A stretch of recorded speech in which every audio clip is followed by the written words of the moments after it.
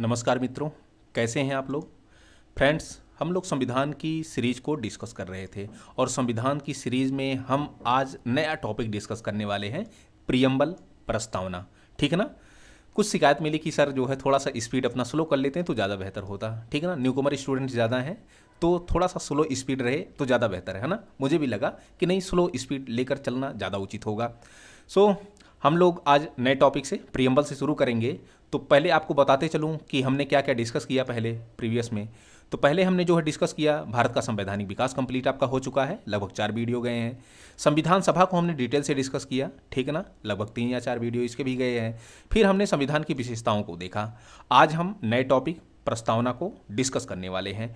तो प्रस्तावना कहाँ से आया, प्रस्तावना की पृष्ठभूमि क्या रही है, प्रस्तावना में शामिल क्या है, प्रस्तावना से संबंधित क्वेश्चन क्या पूछे जाते हैं, इसके अलावा प्रस्तावना में जो शामिल शब्द हैं, चाहे वो संपूर्ण प्रभुत्व संपन्न हो, गणराज्य हो, लोकतंत्र हो, ठीक है ना, समाजवाद हो, ये सब सारे शब्दों को हम लोग डिटेल से डिस्कस करेंगे।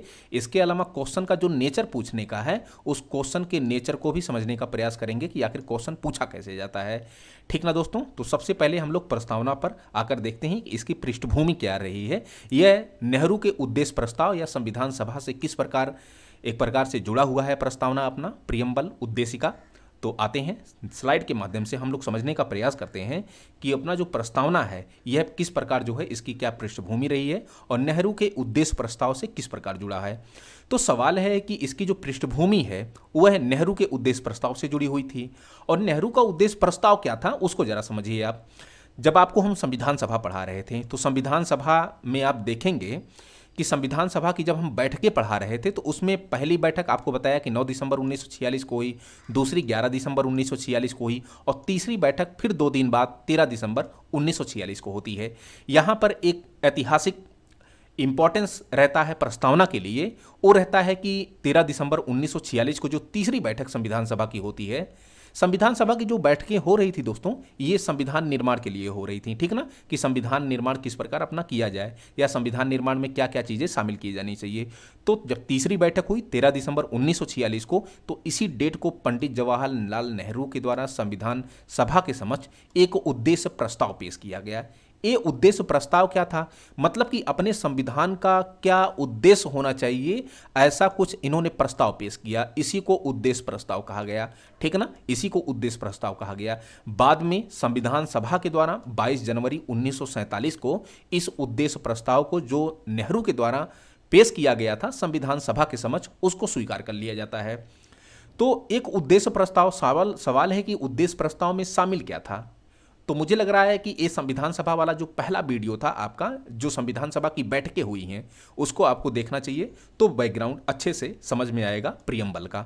तो प्रियम्बल में जो प्रस्तावना है उसकी पृष्ठभूमि ये है कि भैया 13 दिसंबर 1946 को संविधान सभा की तीसरी बैठक हुई और इसी तीसरी बैठक में पंडित जवाहरलाल नेहरू ने संविधान के निर्माण के लिए एक उद्देश्य प्रस्ताव पेश किया और इसी उद्देश्य प्रस्ताव को 22 जनवरी 1947 को स्वीकार कर लिया जाता है। देखिए, ये डेट पूछा गया है, ये पूछा गया है कि उद्देश्य प्रस्ताव किसने पेश किया, जवाहरलाल नेहरू ने। फिर ये डेट पूछा गया है कि उद्देश्य प्रस्ताव को संविधान सभा के द्वारा किस डेट को स्वीकार किया गया, 22 जनवरी 1947। अब सुनना जरा, ये तो आपको उद्देश्य प्रस्ताव का थोड़ा हिस्टोरिकल आपको जो है मैंने जो है बैकग्राउंड बताया कि कहाँ से ये आया। ठीक है ना। फिर सवाल है कि उद्देश्य प्रस्ताव में था क्या, क्या क्या प्रावधान थे। तो इसमें प्रावधान किया गया था कि भाई जो भारतीय संविधान सभा है, ठीक है ना, ये भारत को एक संपूर्ण प्रभुत्व संपन्न गणराज्य घोषित करती है। पहले ही उद्देश्य प्रस्ताव में जवाहरलाल नेहरू ने ये ऐड कर दिया था कि भाई संविधान सभा जो है वो भारत को एक संप्रभु गणराज्य के रूप में देखना चाहती है। ठीक है ना। फिर कहते हैं अपने उद्देश्य प्रस्ताव में नेहरू की जो संविधान भारतीय संघ होगा, ये यूनियन, इंडियन यूनियन, भारतीय संघ, ठीक है ना, तो वह प्रांतों और देशी रियासतों से मिलकर बना होगा। भाई उतने समय प्रांत थे और देशी रियासतें थीं, दो थे, तो दोनों को भारत को मिलाने के लिए दोनों को मिलाया जाए और जो दोनों के मिलकर बना, ठीक है ना, वही जो है भारतीय संघ कहलाया। तो जो वर्तमान में अपना भारत है ये पूरा जो है देशी रियासतों और प्रांतों से मिलकर बना हुआ है। अलग बात है कि भारत के 2 पार्ट हो गए, ठीक है ना, एक पाकिस्तान के रूप और एक अपना प्यारा भारत के रूप में। ठीक है ना दोस्तों। तो ये कुल मिला जुलाकर जो उद्देश्य प्रस्ताव में नेहरू जी के द्वारा कहा जा रहा है कि यह संविधान सभा भारत को एक संपूर्ण प्रभुत्व संपन्न गणराज्य घोषित करती है। संपूर्ण प्रभुत्व संपन्न का सीधा सा अर्थ होता है कि भारत के आंतरिक एवं बाह्य मामलों में कोई शक्ति जो है हस्तक्षेप नहीं करेगी। ठीक है ना। आप कल वाला वीडियो देखिए जो हमने संविधान की विशेषता को पढ़ाया है, उसमें अच्छे से हमने डिस्कस किया है कि भाई संपूर्ण प्रभुत्व संपन्न आखिर होता क्या है। हमने एग्जाम्पल के माध्यम से समझा कि संपूर्ण प्रभुत्व संपन्न क्या होता है, चाहे वो जो है आंतरिक मामला रहा हो या बाह्य मामला रहा हो, दोनों को एग्जाम्पल के रूप में समझा। मतलब संपूर्ण प्रभुत्व संपन्न का सीधा सा अर्थ होता है कि भारत अपने आंतरिक मामलों को और बाह्य मामलों को करने के लिए स्वतंत्र है। कोई विदेशी शक्ति भारत पर अधिपत्य नहीं जता सकती है, या भारत को ये नहीं कह सकती है कि आप आंतरिक रूप से ऐसा काम करिए या बाह्य रूप से, या फिर जो है आप अंतर्राष्ट्रीय क्षेत्र में अपने आचरण को इस प्रकार जो है अपनाइए। ऐसी कोई शक्ति नहीं कह सकती है। भारत इसके लिए स्वतंत्र है, संप्रभु है। ठीक है ना। यही जो है स्वतंत्र संप्रभु गणराज्य का सीधा सा अर्थ होता है। सवाल है कि भारतीय संघ तो उतने समय प्रांत थे और देशी रियासत थे, दोनों को मिला दिया जाए तो जो बनेगा वही भारतीय संघ होगा।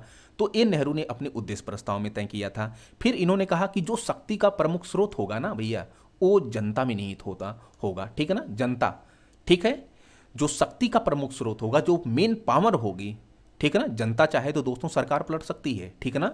सत्ता परिवर्तन तो होता ही है ना जनता के द्वारा। जब लोकसभा का चुनाव होता है, विधानसभा का चुनाव होता है, आप देखते हैं कि जनता एक पार्टी को चुनती है पहले, फिर 5 साल देखती है, फिर पुनः जो है दूसरी पार्टी भी चेंज कर सकती है। तो जो सारी शक्तियां होती हैं वो जनता में निहित होती हैं। तो नेहरू का ये मानना था कि अगर जनता में कहीं न कहीं जो शक्तियां होंगी, जनता में निहित होंगी, तो जो लोकतंत्र है अपना, जो डेमोक्रेसी है या जो गणतंत्रात्मक लोकतांत्रिक व्यवस्था भारत में रहेगी, वो बेहतर रहेगी, प्रबल रहेगी। ठीक है ना। इसीलिए शक्तियों का जो प्रमुख स्रोत बनाया जा रहा है वो जनता को बनाया जा रहा है। फिर न्याय, स्वतंत्रता, समानता जैसे अधिकारों की भी बात की गई। ठीक है ना। कि भाई न्याय प्रदान किए जाने चाहिए, स्वतंत्रता प्रदान की जानी चाहिए भारत के नागरिकों को, समानता प्रदान की जानी चाहिए। इसके अलावा अधिकारों की भी बात की गई। अल्पसंख्यकों के, ठीक है ना, पिछड़ा वर्गों के, इनके जो है अनुसूचित जाति और जनजातियों के न्याय, स्वतंत्रता, समानता जैसी सारी बातें इस उद्देश्य प्रस्ताव में दोस्तों की गई। ठीक है ना। फिर सुरक्षा की बात की गई, एकता और अखंडता की बात की गई। चूंकि भारत देखिए एक विविधताओं भरा देश है, जहां पर अनेकों धर्म हैं, अनेकों संस्कृतियां हैं, अनेकों भाषाएं हैं, अनेक प्रकार के क्षेत्र हैं। कहीं पर जो है पहाड़ तो कहीं पर मैदान, और कहीं पर पर्वतीय क्षेत्र और कहीं पर रेगिस्तानी क्षेत्र पाया जाता है। तो आप भौगोलिक डायमेंशन से, सांस्कृतिक डायमेंशन से लेकर आप जो है पूरी तरह आप एक प्रकार से धार्मिक डायमेंशन तक भारत की जो विविधताओं को देख सकते हैं। ठीक ना। तो कहा गया कि जो सुरक्षा होगी, एकता और अखंडता, कहीं ये विविधताएं, जो अखंडता भारत में अभी है, कहीं खंडता में ना चेंज हो जाए, इसलिए इन्होंने अखंडता और एकता का नाम लिया और सुरक्षा का शब्द ऐड किया। ठीक ना। इसके अलावा विश्व शांति और जन कल्याण, लोक कल्याण, इसका भी इन्होंने प्रावधान किया अपने उद्देश्य प्रस्ताव में। किसने? जवाहरलाल नेहरू ने। कब पेश किया? तो 13 दिसंबर 1946 को जो है यह संविधान सभा के समक्ष इसी प्रस्ताव को पेश करते हैं। लेकिन सुनना जरा, हम प्रस्तावना डिस्कस कर रहे हैं तो सवाल है कि ये उद्देश्य प्रस्ताव कहाँ से आ गया। तो उसी का तो बैकग्राउंड आप लोगों को बता रहा हूँ ना भैया, कि उद्देश्य प्रस्ताव जो था वही प्रस्तावना के निर्माण के लिए जिम्मेदार बना। ठीक है ना। अब सुनना जरा, तो जो ये उद्देश्य प्रस्ताव है नेहरू का, यही उद्देश्य प्रस्ताव का जो सुधरा हुआ रूप है, का जो संशोधित रूप है, का जो कोर पॉइंट है, ठीक ना, का जो अमेंडमेंटल एक ड्राफ्ट है, उसी संशोधित रूप को हमने प्रियम्बल कहा, प्रस्तावना कहा। मुझे लग रहा है कि समझ में आ गया होगा दोस्तों।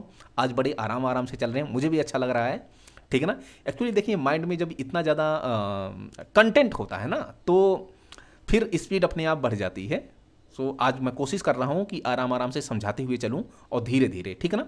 तो मुझे लग रहा है कि एक उद्देश्य प्रस्ताव, ये तो समझ में आ गया होगा कि कब लाया गया, कब स्वीकार किया गया, किसके द्वारा लाया गया, फिर यही उद्देश्य प्रस्ताव में क्या क्या बातें की गई हैं, और यही उद्देश्य प्रस्ताव का जो संशोधित रूप था, यही अपना प्यारा सा प्रियम्बल, प्यारा सा प्रस्तावना बना। ठीक है ना दोस्तों। इसी को उद्देश्य का नाम दिया जाता है। तो एक बार क्वेश्चन पूछा कि प्रस्तावना, अपनी जो प्रस्तावना है या उद्देशिका, यह है किस पर आधारित है? तो ऑप्शन में था पंडित जवाहरलाल नेहरू के उद्देश्य प्रस्ताव पर। ठीक ना मित्रों। मुझे लग रहा है कि पहली स्लाइड आपको समझ में आ गई होगी। आते हैं नेक्स्ट स्लाइड। ये आप प्रस्तावना, आपसे रिक्वेस्ट है, सलाह है, जो भी आप माने, ठीक है ना, एक मास्टर के कहने से मान लीजिए आप, ठीक है ना, इसको आप ड्राफ्टिंग जरूर करिएगा भैया। आते हैं नेक्स्ट पॉइंट। तो सवाल है कि ये प्रस्तावना है क्या, है ना। एक बड़ा इंटरेस्टेड क्वेश्चन अगर मैं करूं कि भाई प्रस्तावना क्या है, तो कोई मान लीजिए बुक है, एक बुक है मान लीजिए, ऐसे नॉर्मल एक बुक लीजिए और इस बुक पे आप कंटेंट लिस्ट देखते होंगे, विषय सूची, है ना। तो विषय सूची में बता दिया जाता है कि आखिर जो पूरी बुक है उसमें शामिल क्या जी किया जाने वाला है, ठीक है ना। एक प्रकार से इस बुक का अपना उद्देश्य क्या है, क्या क्या आपको बताया जाएगा इस बुक में। तो जो विषय सूची होती है, यही विषय सूची की भांति ही अपनी प्रस्तावना प्यारी सी है। सुनना जरा, संविधान भी तो एक अपना प्यारा सा पुस्तक है, ठीक है ना। तो ये जो संविधान का पुस्तक है, इसका अपना एक पेज है और पेज में वो सब सारी बातें बताई जाती हैं जो हमारी संविधान में, हमारे कॉन्स्टिट्यूशन में, हमारे संविधान में प्रावधान किए गए हैं। चाहे वो न्यायपालिका से हो, मूल अधिकारों से संबंधित हो, देश की संप्रभुता से संबंधित हो, लोकतांत्रिक प्रणाली से संबंधित हो, लोगों की समानता, न्याय, स्वतंत्रता, ऐसी सारी चीज़ों से हो, ठीक ना, गणतंत्रात्मक या फिर जो है राष्ट्र की एकता, अखंडता, संप्रभुता, इन सब सारी संबंधित चीज़ों को जो हमारे प्रस्ताव में, संविधान में प्रावधान किया गया है, उसको जब एक पेज में हम पिरो देते हैं, एक पेज में अच्छे से बता देते हैं, उसी को प्रस्तावना कहते हैं। मुझे लग रहा है कि समझ में आ गया होगा कि आखिर ये प्रस्तावना है क्या। तो संविधान का एक कह सकते हैं कि परिचय पत्र है। ये भैया बताइए कि कोई एक ठो पेज होगा और एक ठो पेज में ये बता दिया जाएगा कि पूरी प्रस्तावना का अपना उद्देश्य, पूरे संविधान का अपना उद्देश्य क्या है, पूरे संविधान में क्या क्या बातें कही गई हैं या संविधान में क्या क्या प्रावधान किए गए हैं। तो आपको पता होना चाहिए कि अगर ये सब बातें एक ही पेज में बताई जा रही हैं तो मतलब ये पेज एक संविधान का परिचय पत्र तो है ना, या कह सकते हैं कि यह संक्षिप्त पाठ की तरह दिख रहा होगा ना, या कह सकते हैं कि यह संविधान की आत्मा की भांति दिख रहा होगा, या कह सकते हैं कि इसी पेज को पढ़ करके संविधान का एक दर्शन हमको नज़र आ रहा होगा, ठीक है, या फिर कह सकते हैं कि कहीं न कहीं जन्म कुंडली की भांति यह प्रतीत हो रहा होगा। वाह, एक संविधान का स्वरूप इससे जाना जा सकता है इस पेज को पढ़ करके। स्लाइड के माध्यम से थोड़ा समझते हैं, बड़ा अच्छा लगेगा, ठीक है ना। ये लेकिन आपको समझना चाहिए कि आखिर प्रस्तावना क्या है, ठीक ना भैया। तो कम समय में पूरे संविधान के स्वरूप को जाना जा सकता है इस प्रस्तावना को पढ़ के कि संविधान का स्वरूप क्या है, ठीक है ना। संविधान का एक संक्षिप्त पाठ है। वाह, कितना अच्छा पॉइंट है कि संविधान का एक संक्षिप्त पाठ है। अगर आपको मेंस भी कहा जाए लिखने के लिए कि संविधान की प्रस्तावना के प्रमुख तथ्यों की चर्चा करिए, ठीक है ना, या संविधान की प्रस्तावना में शामिल लोकतांत्रिक गणराज्य या डेमोक्रेसी को लेकर पूछ सकता है, ये मेंस में पूछ सकता है। तो संविधान की या संविधान का एक संक्षिप्त पाठ की भांति ये नजर आता है। क्या? प्रियम्बल, प्रस्तावना संविधान की आत्मा की भांति नजर आता है, संविधान का दर्शन कराता है। दोस्तों, बड़ा अच्छा खूबसूरत शब्द है दर्शन। संविधान का एक परिचय पत्र है, संविधान की जन्म कुंडली है, ठीक ना। तो ये प्रस्तावना है। 2 पॉइंट और हैं, इसको जरा सुनना। पहला कह रहा है कि यह गैर न्यायिक है, जिसकी व्यवस्थाओं को न्यायालय में चुनौती नहीं दी जा सकती। सही बात, एक गैर न्यायिक है, इसके आधार पर आप सुप्रीम कोर्ट नहीं जाएंगे। मान लीजिए आपको फंडामेंटल राइट दिया जाता है संविधान के द्वारा, फंडामेंटल राइट, और फंडामेंटल राइट जो है भाग 3 में दिया गया है, अनुच्छेद 12 से लेकर अनुच्छेद 35 तक दिया गया है। तो फंडामेंटल राइट में आपको समानता का अधिकार दिया गया है, स्वतंत्रता का अधिकार, शोषण के विरुद्ध अधिकार, ठीक ना, धार्मिक स्वतंत्रता का अधिकार, शिक्षा का अधिकार, संस्कृति का अधिकार, संवैधानिक उपचारों का अधिकार। तो ये सब सारे अधिकार आपको राइट्स दिए गए हैं।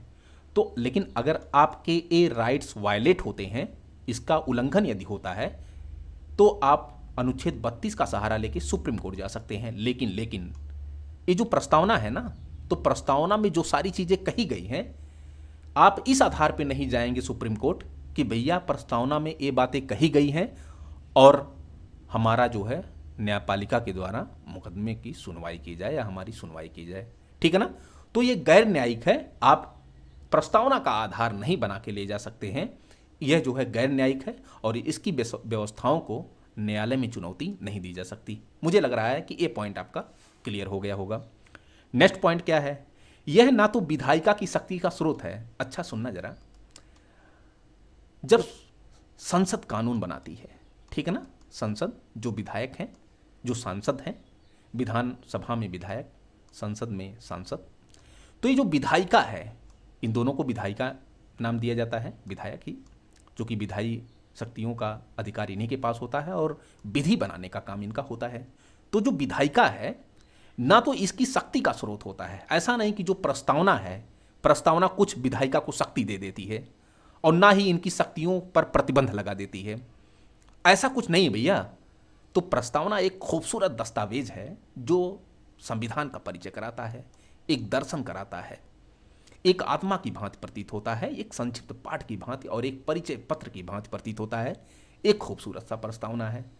तो मुझे लग रहा है कि अगर प्रस्तावना के विषय में आपको लिखना हो तो आप 150 शब्दों में आसानी से लिख सकते हैं, ठीक है ना। आज मुझे पढ़ाते हुए बड़ा अच्छा लग रहा है, बड़े आराम आराम से मैं चल रहा हूँ कि भाई इतना स्लो मैंने पहली बार अपनी लाइफ में कोशिश की है फिलहाल, है ना, बड़ा अच्छा लग रहा है।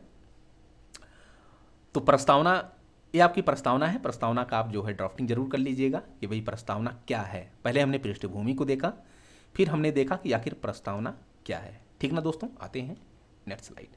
अब सुनना जरा, प्रस्तावना को याद कैसे करना है भैया। सब लड़के कहते हैं कि प्रस्तावना याद नहीं होता, ठीक है ना, हमारे भाई बहन जो भी हैं सब कहते हैं कि प्रस्तावना याद ही नहीं होता। और प्रस्तावना कभी कभी इंटरव्यू में भी क्वेश्चन पूछ लिया जाता है कि आप अपनी प्रस्तावना को पूरा बताइए, ठीक है ना। तो प्रस्तावना को रटना नहीं भैया, समझना है थोड़ा सा, है ना।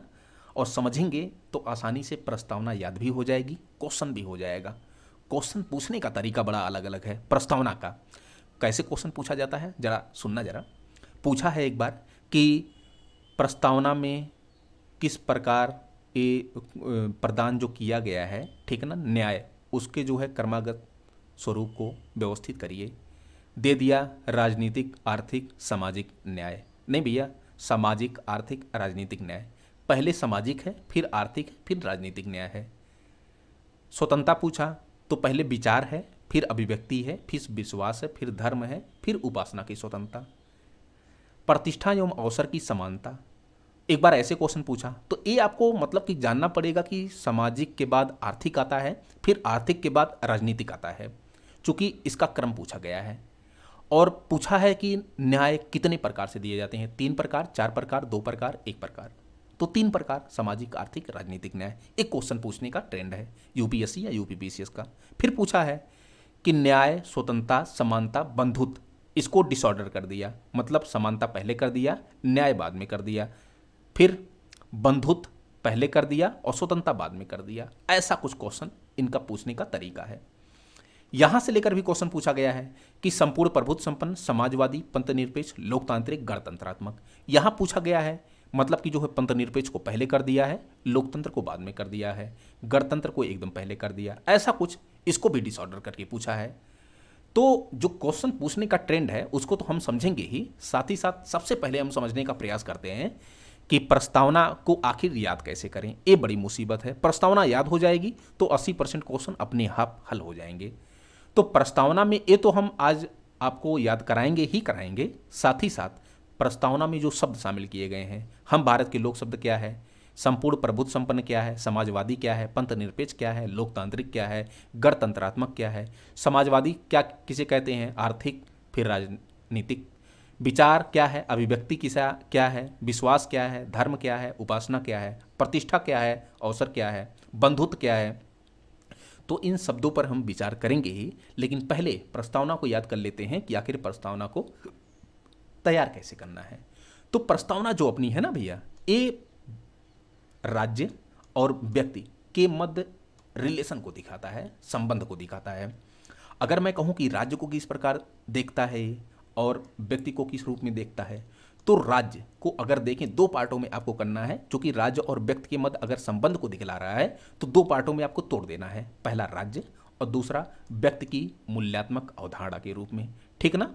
भैया व्यक्ति का ही मूल्यांकन। जैसे आपको अगर कोई विदेशी आ रहा है रिपोर्ट बनाने के लिए, ठीक है ना, सुनना जरा, अगर रिपोर्टर आ रहा है, कोई सूचकांक जारी करने वाला है या कोई रिपोर्ट कोई जारी करने वाला है, चाहे वो राष्ट्रीय हो या अंतर्राष्ट्रीय, तो सवाल है कि वो देखेगा ना कि भारत में न्याय दिया जा रहा है कि नहीं। तो सवाल है कि सामाजिक न्याय मिल पा रहा है कि नहीं लोगों को, आर्थिक न्याय मिल पा रहा है कि नहीं, राजनीतिक न्याय मिल पा रहा है कि नहीं भैया, विचार बोलने का स्वतंत्रता है कि नहीं, अभिव्यक्ति की स्वतंत्रता है कि नहीं, विश्वास की स्वतंत्रता है कि नहीं, लोगों के पास धर्म की स्वतंत्रता है कि नहीं, क्या उपासना या प्रशंसा करने की स्वतंत्रता है लोगों के पास, प्रतिष्ठा की स्वतंत्रता है कि नहीं, अवसर की समानता है कि नहीं। तो ये सब सारी चीज़ें एक रिपोर्टर अपने माध्यम से किसी व्यक्ति का मूल्यांकन करता है। सो व्यक्ति के मूल्यांकन की अवधारणा में ये सब सारे पॉइंट्स हम शामिल करेंगे। पहला आपको तोड़ना है राज्य के रूप में और दूसरा व्यक्ति की अवधारणा के रूप में। पहला, राज्य की शक्ति का स्रोत। राज्य में आए, राज्य को दो पार्टों में बांटें, एक राज्य की शक्ति का स्रोत और दूसरा राज्य का नेचर या राज्य की प्रकृति। तो राज्य की शक्ति का स्रोत जनता अर्थात हम भारत के लोग। मुझे लग रहा है कि प्रस्तावना की शुरुआत हो गई। हम भारत के लोग भारत को एक संपूर्ण प्रभुत्व संपन्न समाजवादी पंथ निरपेक्ष लोकतांत्रिक गणराज्य बनाने के लिए अपने नागरिकों को सामाजिक आर्थिक राजनीतिक न्याय, विचार अभिव्यक्ति विश्वास धर्म एवं उपासना की स्वतंत्रता, प्रतिष्ठा एवं अवसर की समता प्राप्त करने के लिए व्यक्ति की गरिमा, राष्ट्र की एकता और अखंडता को सुनिश्चित करने वाली बंधुता को बढ़ाने के लिए संविधान सभा द्वारा 26 नवंबर 1949 को एतद द्वारा संविधान को अंगीकृत, अधिनियमित और आत्मार्पित करते हैं। अरे भैया, हमको भी नहीं याद था लेकिन ऐसे ही याद किया, ठीक है ना, आपको भी याद हो जाएगा। बस एक काम करिए आप कि दो भागों में तोड़ लीजिए इसको। पहला कि राज्य को एक शक्ति का स्रोत और दूसरा राज्य की प्रकृति के रूप में। शक्ति के स्रोत में आप जनता को रखिए, क्योंकि देखिए जनता ही शक्ति का जो प्रमुख स्रोत होगी। उद्देशिका में आपको बताया था ना कि उद्देशिका में कहा गया कि जो शक्तियों का प्रमुख स्रोत होगी वो जनता में निहित होगी। तो जनता जो शक्ति का स्रोत होगा, राज्य की शक्ति का स्रोत वो जनता में निहित होगा, अर्थात हम भारत के लोग। हम सत्ता पलट कर सकते हैं दोस्तों, तो शक्ति किस में, हम में, ठीक ना। तो शक्ति का प्रमुख स्रोत जनता अर्थात हम भारत के लोग। दूसरा पार्ट आप करेंगे राज्य की प्रकृति या राज्य का नेचर। कैसा है राज्य का नेचर, नहीं कहते हैं कि हम जानते हैं आपका नेचर कैसा है।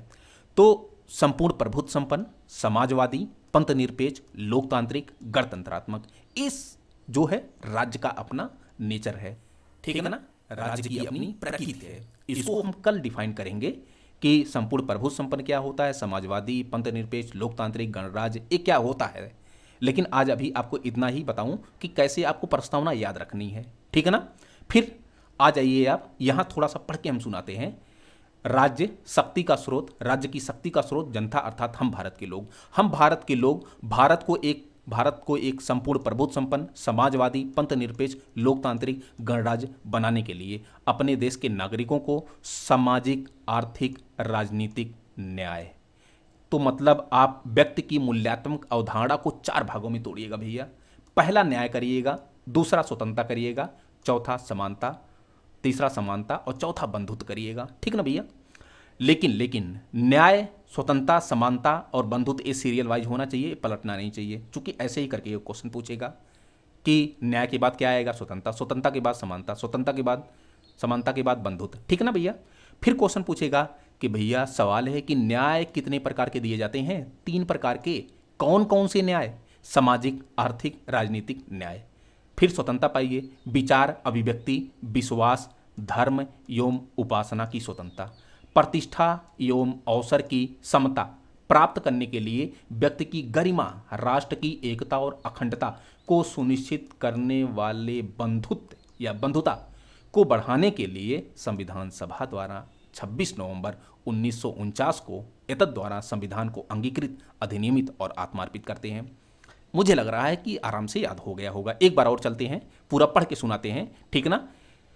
राज्य की शक्ति का स्रोत जनता अर्थात हम भारत के लोग। हम भारत के लोग भारत को एक संपूर्ण प्रभुत्व संपन्न समाजवादी पंथ निरपेक्ष लोकतांत्रिक गणराज्य बनाने के लिए भारत को सामाजिक देश के नागरिकों को सामाजिक आर्थिक राजनीतिक न्याय, विचार अभिव्यक्ति विश्वास धर्म एवं उपासना की स्वतंत्रता, प्रतिष्ठा एवं अवसर की समता प्राप्त करने के लिए व्यक्ति की गरिमा, राष्ट्र की एकता और अखंडता को सुनिश्चित करने वाली बंधुता को बढ़ाने के लिए संविधान सभा द्वारा दिनांक 26 नवंबर 1949 को एतद द्वारा संविधान को अंगीकृत, अधिनियमित और आत्मार्पित करते हैं।